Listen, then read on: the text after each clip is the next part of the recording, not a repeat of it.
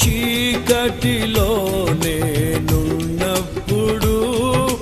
నీ వెలుగు నాపై ఉదయించెను.